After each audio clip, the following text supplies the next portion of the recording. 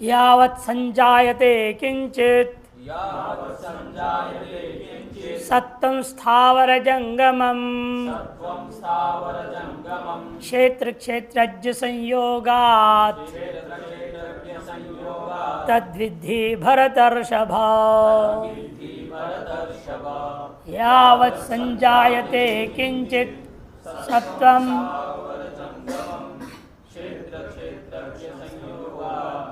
तद्विद्धि भरतर्षभ। यावत् जायते किंचित सत्वम स्थावर जंगमम। सत्व मैंने वस्तु या सत्व गुण नहीं लेना, यदि गुणों का प्रकरण चल रहा है फिर भी यहाँ सत्व का अर्थ वस्तु, क्योंकि स्थावर और जंगम का विशेषण है।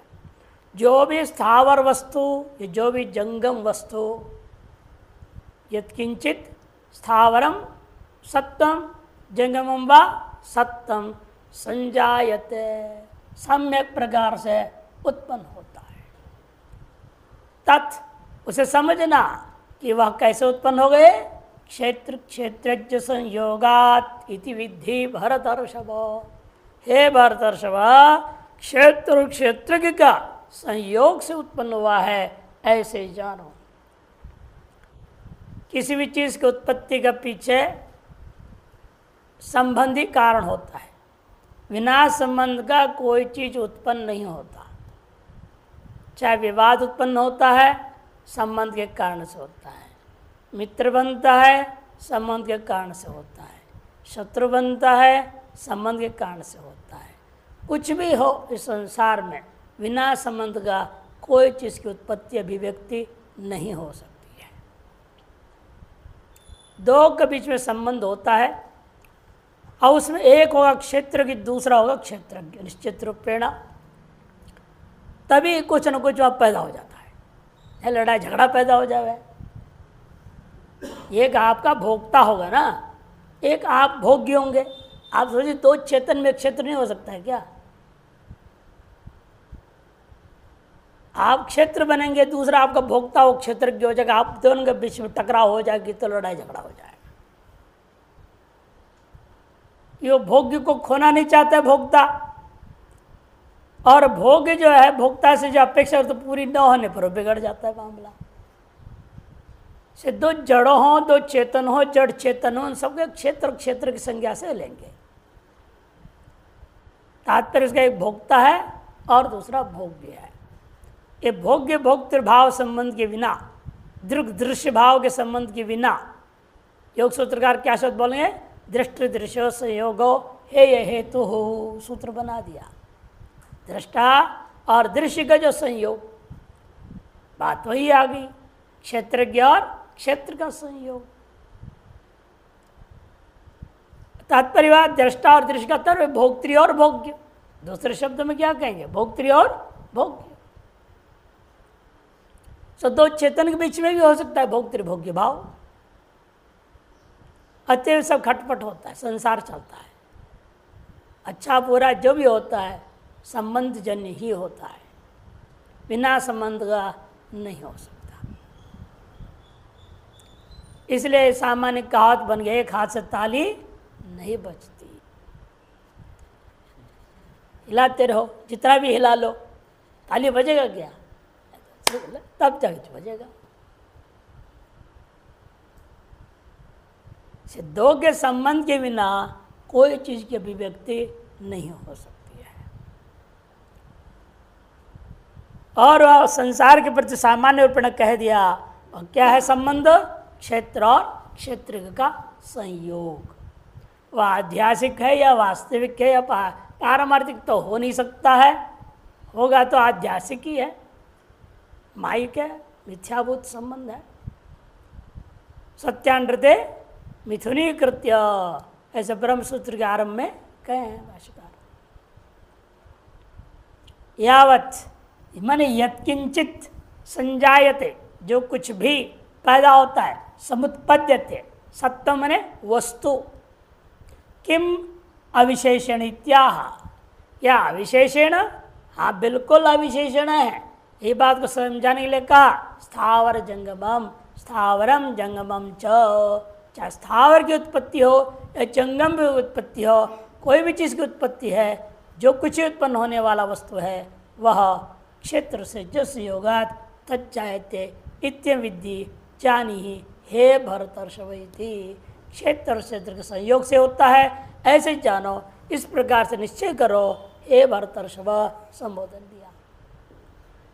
कहा पुनरेम क्षेत्र क्षेत्र के संयोग अभिप्रेत। विचार आरंभ करते हैं। क्षेत्र क्षेत्र के संयोग इस शब्द से क्या अभिप्रेत है, क्या आप कहना चाह रहे हैं? न तावत रज्जु इव घटस्य अव्यय संश्लेष द्वार का संबंध विशेष संयोग। जैसे आप घड़ा है, पानी निकालना चाहते हैं कुएं से, तो क्या करेंगे? उसके गले में एक रस्सी बांध देते हैं और रस्सी बांधने से उस रस्सी का घड़े के साथ ऐसा विलक्षण संयोग उत्पन्न हुआ, उस संयोग से आप अनेकों कार्य पैदा कर देते हैं। पानी निकाल लो, कुछ भी अन्य भी कर सकते हो, बांध के टांग देते हैं लोग। बिल्ली वाले ने बिल्ली वगैरह हाथ न लगाए। गांव में क्या करते थे? फ्रिज नहीं होता था, रस्सी में बांध दिया, घड़ा को ऊपर टांग दिया। अनेकों प्रकार से आपको अनादिकाल व्यवहार का दृष्टांत दे रहे हैं। यहाँ घट और रस्सी। रज्ज्वा इव घटस्य, रज्जु के अवयवों का घट के अवयवों के साथ जिस प्रकार संयोग होता है, अवयव संश्लेष द्वार का संबंध विशेष जो संयोग है, उस प्रकार का क्षेत्र क्षेत्र में न से शुरू करें, न तावत, वैसे नहीं हो सकता। क्यों? क्षेत्र क्षेत्र से संभवती आकाशवत निरवयत्वात्, उस प्रकार का संयोग क्षेत्र के साथ क्षेत्र का संभव नहीं है। ना संभवती अन्वय करना है। क्यों? आकाशवत निरवयत्वात्, आकाश के समान यह क्षेत्रज्ञ निरवय है। क्षेत्र भले सावयव है, यानी क्षेत्रज्ञ निर्वय आत्मा परमात्मा ब्रह्म निर्वय है, इसे उसके साथ संबंध नहीं हो सकता। दो सावयवों का संयोग के लिए आपने जो दृष्टांत दिया है रज्जु इव घटस्य, दो सावयव पदार्थों का दृष्टांत है, और ये एक सावयव है, एक निरवय है, अतः इन दोनों के इस प्रकार का संयोग नहीं हो सकता। चलो फिर समवाय मान लिया जाए। निरवय सावयव के संबंध, दो निरवयों का भी संबंध माना उन्होंने समवाय के लिए। अच्छा, दो परमाणु संयोग होता है कि नहीं होता है? उसके अंदर दोनों कैसे आ जाएगा? और दोनों परमाणु क्या है? निरवय, दो निरवयों का संयोग है। दिक्क और आकाश का संबंध है, काल और आकाश का संबंध, निरवयों का संबंध मानते हैं, समवाय संबंध भी। और गुण क्या है? निरवय बना। क्रिया क्या है? निरवय है। और क्या रहता है? परमाणुओं में भी है। समय से रहता कि नहीं? वहां दो निरवयों का पर समवाय संबंध भी नहीं है, कोने माना। अतएव सावयव का निरवय के साथ संबंध होना समवाय संबंध से कोई आश्चर्य की बात नहीं है। इसलिए समवाय मान ली जाए तो नापि समवाय लक्षण तंतु पटयोरिव, तंतुओं में पट समवाय संबंध से रहता है, परमाणु में गुण क्रिया समवाय संबंध से रहती है। उस प्रकार का भी नहीं हो सकता। क्यों? क्षेत्र क्षेत्र और इतरेत कार्य कारण भाव अनुपगमात, या क्षेत्र क्षेत्र के परस्पर कार्य कारण भाव नहीं है। वहां तो कार्य कारण भाव है, इसलिए मान लिया आपने कार्य कारण में रहेगा समवाय संबंध से। तंतु कारण है, पट कार्य है, परमाणु कारण है, गुण क्रिया आदि कार्य है।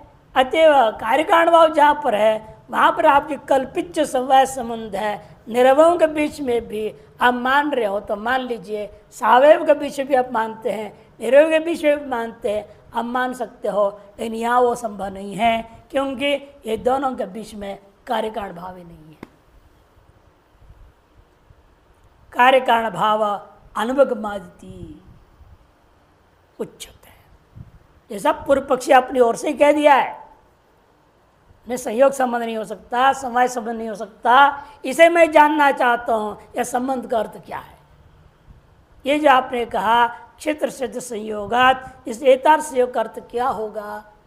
जब नैयायिक आदि जो मानते हैं वैसा संयोग समवाय आपके मत में नहीं हो सकता है, क्योंकि पहला इसलिए संयोग नहीं हो पाया क्योंकि निर्वय होने के नाते समवाय से नहीं हो सकता, कार्य कांड भावना होने के कारण। तो सिद्धांत जवाब देता, ठीक कहा तुमने, तुम्हारे अनुसार जो संयोग है, तुम्हारे मत में जो समवाय है, वह हमारे लिए स्वीकार ही नहीं है। फिर क्या आपके मत में? क्षेत्र से और विषय विषयण और भिन्न स्वभाव और इतरेत धर्म तथा अध्यास लक्षण संयोग। हमारे यहाँ जो है संयोग अध्यास रूपा संयोग होता है।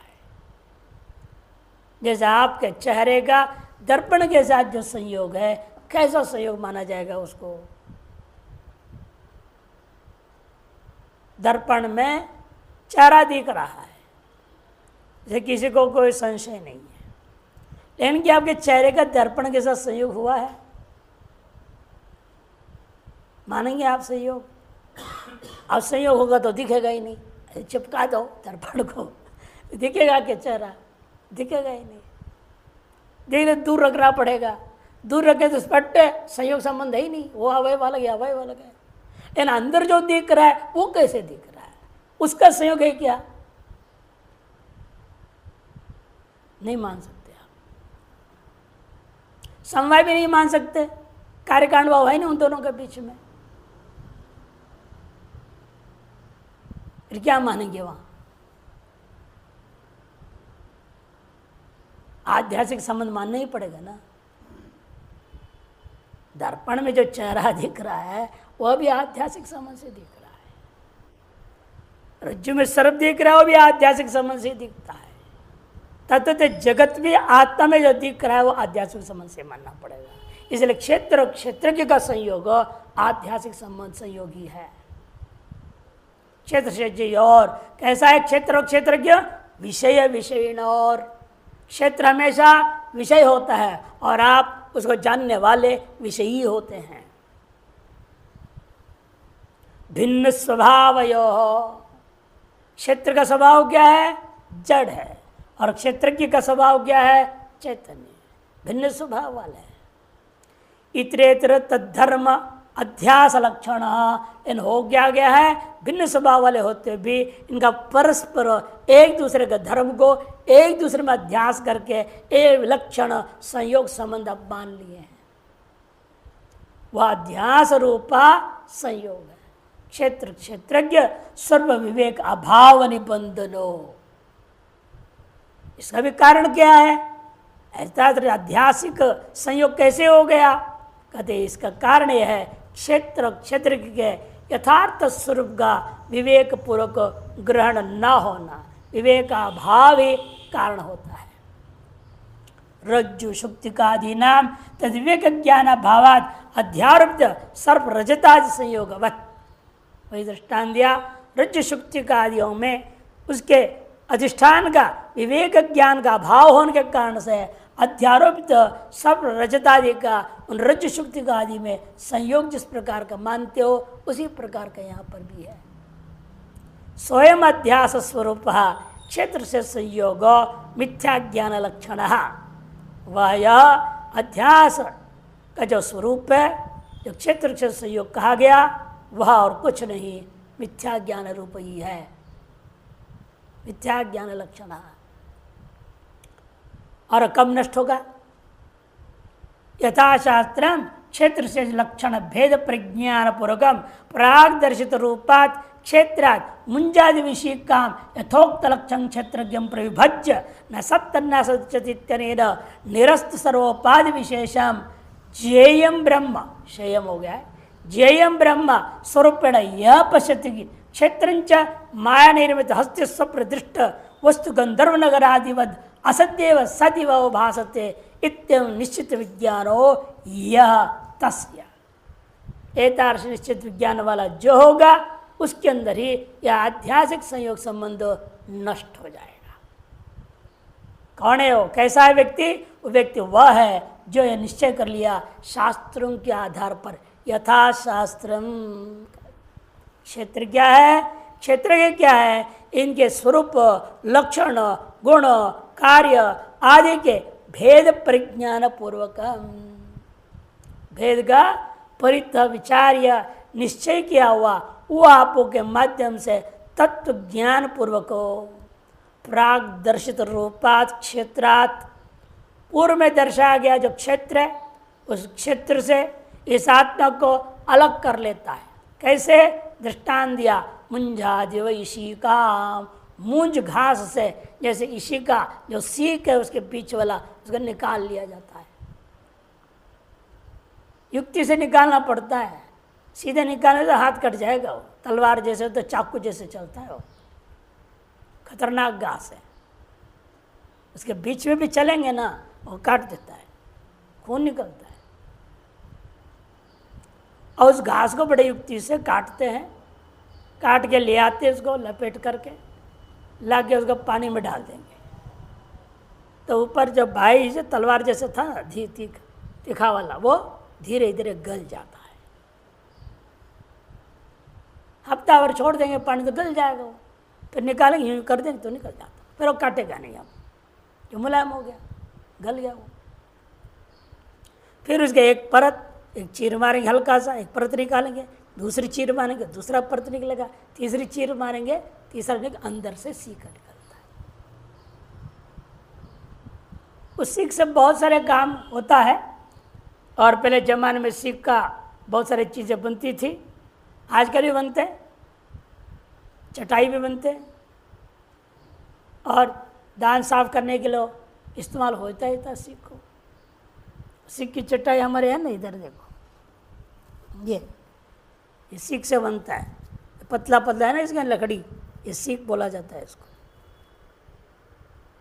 सीख को इस तरह से पिरो दिया है बढ़िया से और छोटे छोटे चटाई हो गया, छोटे छोटे बना लिए हैं, ऐसे बड़े भी बन सकता है, जैसे चाहो वैसे बनाओ, बहुत सारी चीज़ें बनाते हैं। और इस पर घरों में आजकल सुंदरता के टांग देते हैं, उसके ऊपर चित्र बना दिया जाता है।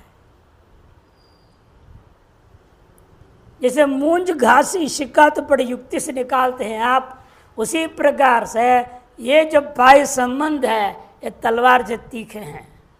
आप हमेशा काटने में लगे रहते हैं, आपको लगता है नहीं वो प्यार कर रहे हैं, नहीं प्यार नहीं, प्यार के नाम पे आपको खा रहे हैं, ये होश नहीं आदमी को। पत्नी है, बच्चे हैं, ये है, माता पिता भाई बहन अमुक समुक सब रिलेशन बोलते ना, संबंधों को बना लिए हैं। ये संबंध सब तलवार के घास के जो है तेज धार के समान है। हमेशा प्यार के आड़ में ऐसी वाणी इस्तेमाल करते हैं, आपको दिल को चीर देते हैं, आपको लगता ही नहीं, पता ही नहीं लगता है। कुछ देर गुस्सा भी होते हैं, फिर ठंडे हो जाते हैं। ये विचित्र संसार है। और प्यार की आड़ में कुछ भी कर ले, आप बेचारे हमेशा बलि का बकरा बने रहना पड़ता है। चाहे पुरुष हो चाहे स्त्री हो, सबका यही हाल है। इसलिए वो उससे बचने के लिए पहले वो संबंध काटना पड़ेगा ना। जैसे पानी में डाल के उसको गलाए आप, उसको आराम से निकाले, वैसे इनको भी धीरे धीरे पानी में डुबो डुबो कर गला करना पड़ेगा। गंगा जो नहला नहला करके दिमाग उनका ठीक करके दूर करना पड़ेगा, नहीं तो चिपटे रहेंगे, छोड़ेंगे ही नहीं, मरने तक नहीं छोड़ेंगे। और बल्कि 7 फेरे लगे, 7 जन्मों तक के ठेका ले रखे हैं, तो फिर छोड़ेंगे कहाँ से? ये छूटने वाला नहीं आसानी से, युक्ति से छुड़ाना पड़ेगा।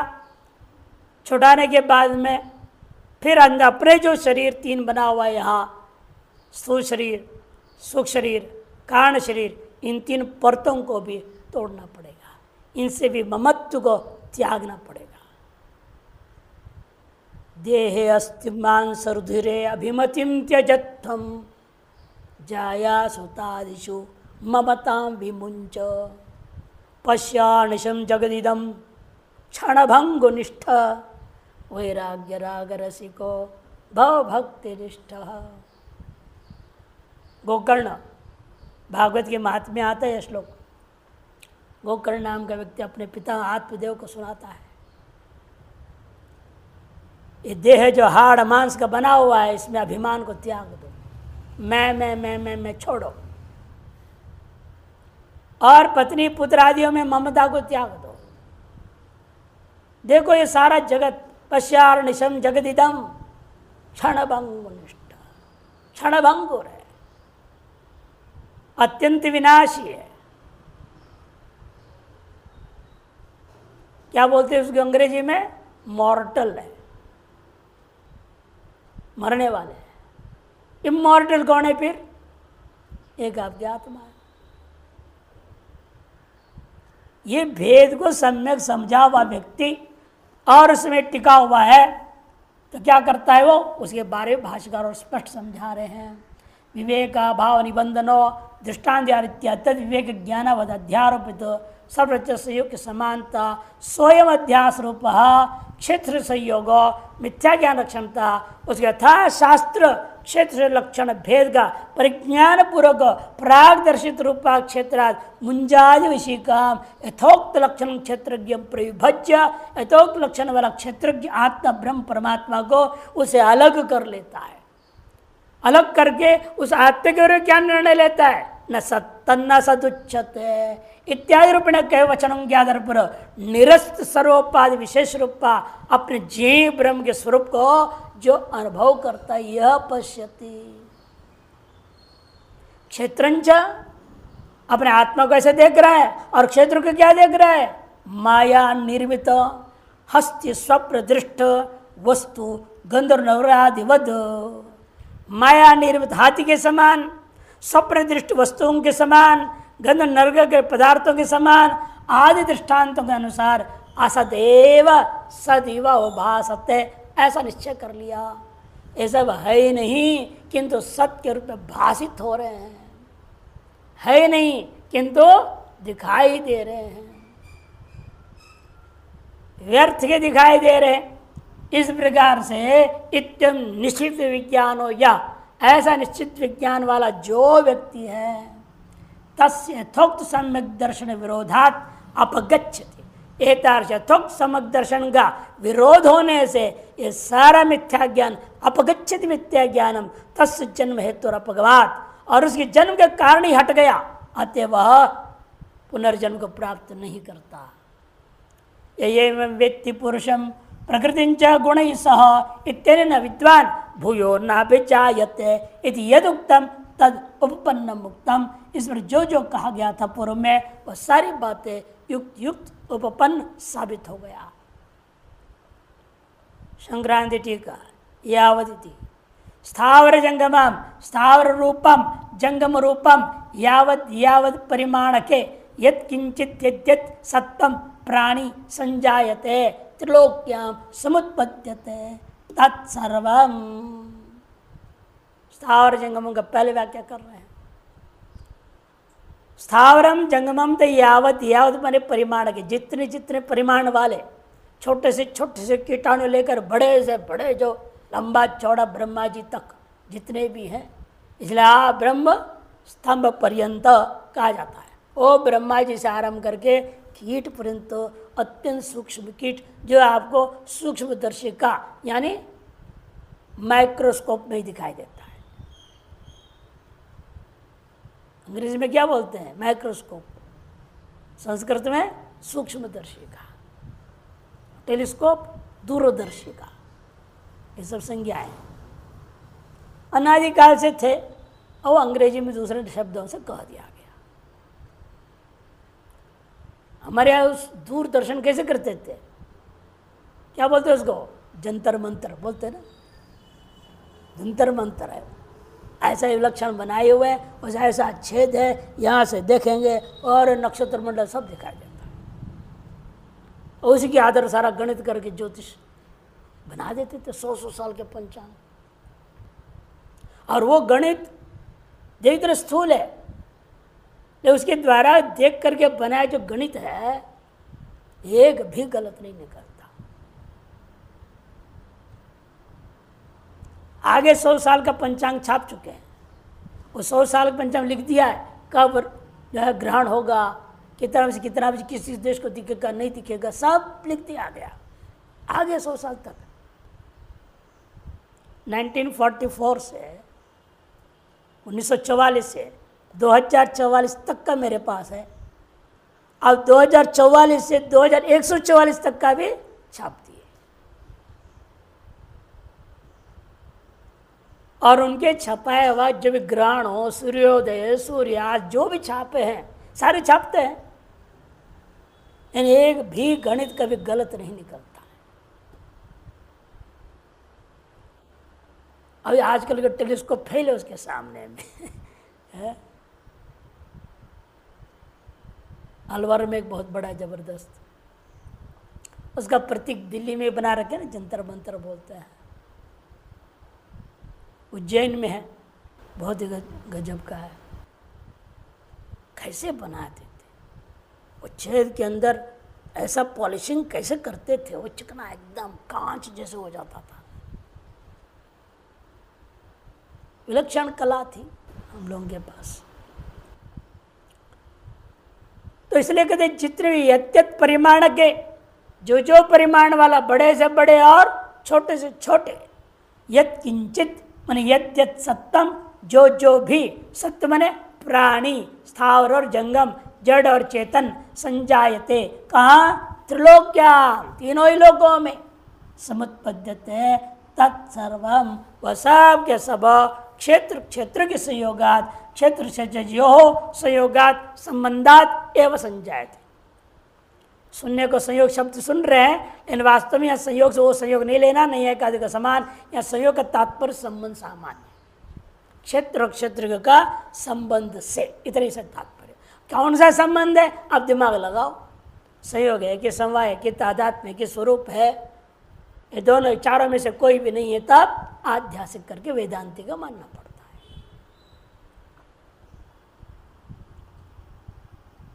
संबंध देव संजायते, यत किंचित अविशेष ग्रहणम, यत किंचित करके अविशेष जो ग्रहण किया उसे मालूम होता है देव मनुष्य आदिषु सर्वत्रापि जने साधारणत्व सूचनार्थम, देवता हो मनुष्य हो कोई भी हो, सभी में जन्म नाम का चीज, जनी प्रादुर्भाव धातु है, जने है साधारणत्व सूचितम भवते, सूच साधारण है सर्वत्र, यह बात को सूचित करने के लिए यह शब्द प्रयोग किया गया है।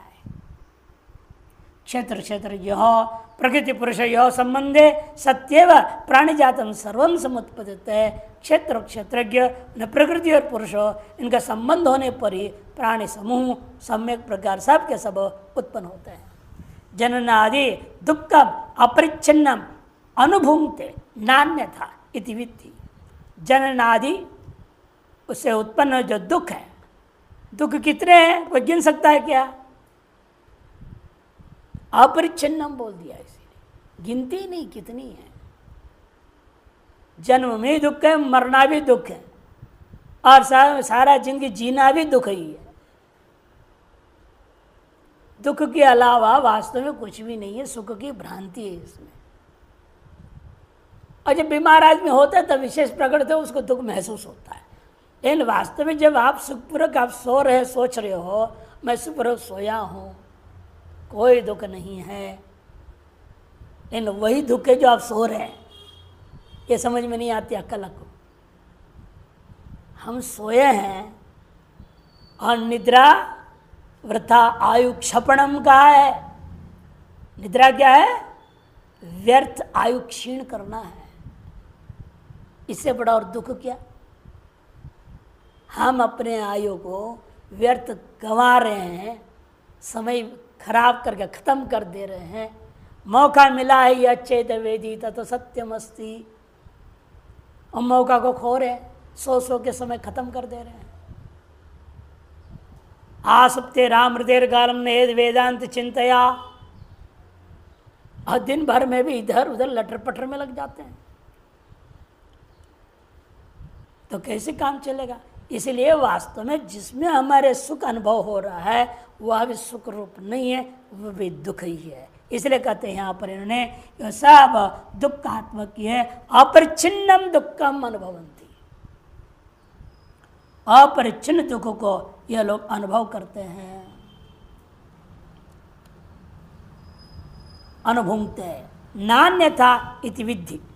यथार्थ संबंध के बिना नहीं हो सकता, ऐसे जानो हो विजानी ही तम हे भरतर्षभ, हे भर संबोधन दिया ऐसे तुम जानो। प्रकृति पुरुषो संबंधे सत्येव अविद्या सविता आदियो विजृंभन्ते। प्रकृति और पुरुष का संबंध होने पर ही अविद्या अस्मिता राग द्वेषाभिनिवेश पंचवृत्तियां अभिव्यक्त हो जाते हैं। जन्मादि दुख हेतवः, यह क्या है? वो जन्मादि दुख के कारण है। तथा कर्माणि च जन्म बीजानी, उससे क्या आप करोगे? आगे के जन्मों का बीज रूपा कर्म को बोने लगते हो। ना सती अतस्तयो संबंध, और इन दोनों के संबंध के बिना ये नहीं हो सकता। ना सती, अतः इसलिए तयो संबंध प्रयत्न तत्वज्ञ मोक्ष के क्षुर भी यति भी परिहर्तव्य, कहने का अभिप्राय, इसलिए इन दोनों का जो संबंध है प्रकृति पुरुष क्षेत्र जो संबंध, इसको प्रयत्न पूर्वक तत्वज्ञों के द्वारा मोक्ष की इच्छा के रखने वाले मुमुक्षुओं के द्वारा यतियों के द्वारा अवश्यतर संबंध का परिहार कर देना चाहिए। ननु प्रकृति पुरुष संबंध को यस्मिन् सति पुंस संसारो यदा बाधित भाव चेत उच्यते। प्रकृति पुरुष का संबंध कौन सा है? संयोग समवायता आध्यात्म्य स्वरूप आदि संबंधों में से परंपरा संबंध भी होता है। कौन सा संबंध? ये बताइए थोड़ा, ताकि संबंध को तोड़ दिया जाए। संबंध मालूम हो तो तोड़ा जाएगा ना। ये मान लो पहले आपने स्वीकार कर लिया पति पत्नी संबंध है, तभी तो उसको तोड़ा जाएगा, डाइवोर्स किया जाएगा। अब पहले संबंध है ही नहीं, क्यों ही मिलते रहे, अब क्या संबंध तोड़ना? मिलना तोड़ा और करना क्या, और कोई संबंध तो हुआ ही नहीं है। मिलना जुलना बंद करने हुआ, संबंध तोड़ना करना पड़ेगा। गुरु चेड़ा बन गए, संबंध बना लिए हो तो तोड़ो उसको। तोड़ना क्या, यही हो तो गुड बाय बोलो, निकल पड़ो। कहाँ चक्कर में पड़ गए, एक चक्कर से ही गए, दूसरे चक्कर में फंस जाते हैं। हमारे यही अनुभव हुआ। जब हम घर द्वार छोड़े, गुरु आश्रम गए, सोचे तो वहाँ जाएंगे, साधन भजन करेंगे और बढ़िया समाधि उमाधि लगेगा, मोक्ष हो जाएगा।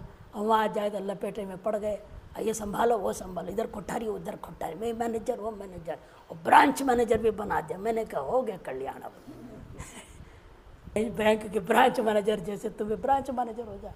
मैंने कहा हद हो गया, इसी के लिए इधर आए थे क्या? सीखे भी बहुत कुछ हो, यहाँ पे उसकी निंदा नहीं कर रहे हैं, लेकिन तोड़े बिना काम नहीं बनेगा।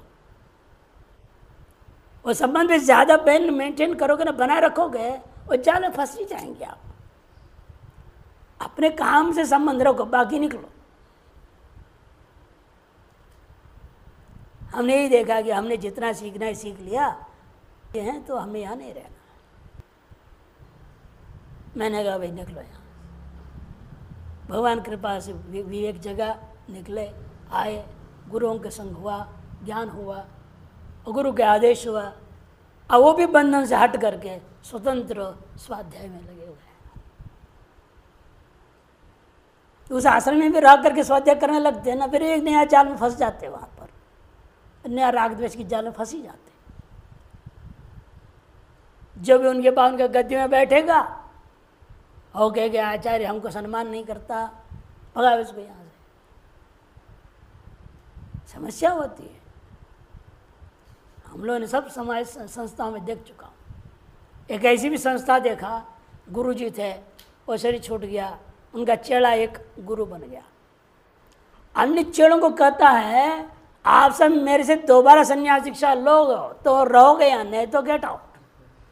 कमाल, अरे एक बार संन्यास हो गया, दोबारा छुट्टी कहाँ से कटाएंगे? लेना पड़ेगा, नहीं तो जाओ। और कई मूर्ख थे, अब बाहर जाके जीने की संभावना ही नहीं दिख रही उनको, कैसे जिएंगे? तो दोबारा उन्हें चोटी रख ली और दोबारा उसे कटवा दिया, दो वहीं रहने लगे। ये सब किसी की निंदा नहीं है, किसी संस्था की भी निंदा नहीं, किसी महात्मा की निंदा नहीं है। इसे हमें सीखना है, संबंध कितने खतरनाक होता है। चाहे गुरु शिष्य संबंध है, यावत मोक्ष के लिए उपयोगी है तावत परिणति रखो। साधना सीखने के लिए उनके आशीर्वाद पाया, सेवा किया, गुरु कृपा पाओ, और किसको नहीं तो जाल में फंसोगे। कि वहां भी अंत में एक भौतिक जगत वहां भी है ना, उस भौतिक जगत में फंसना पड़ जाएगा।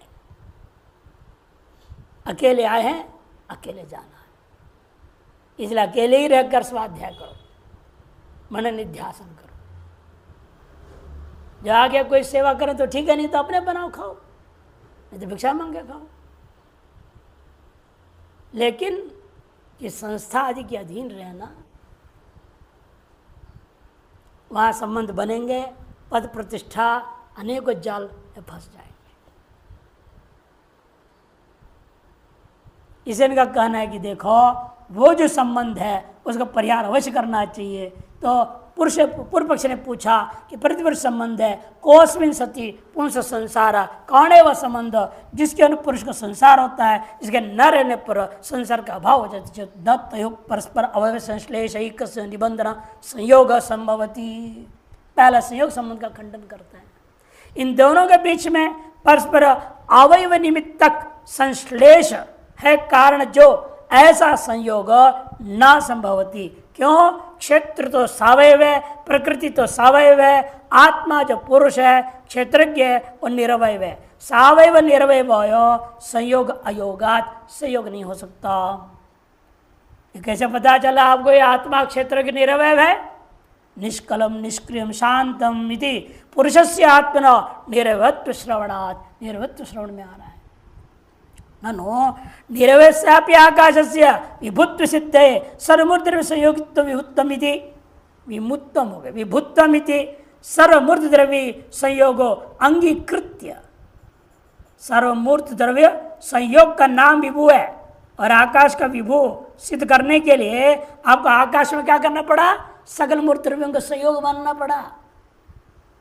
इसलिए निर्वय आकाश का सकल मूर्ति द्रव्य जो सावयव है उनका संयोग माना गया है विभुत्व सिद्धि के लिए। उसे आपको भी मानना चाहिए, पूर्व पक्ष कहना है।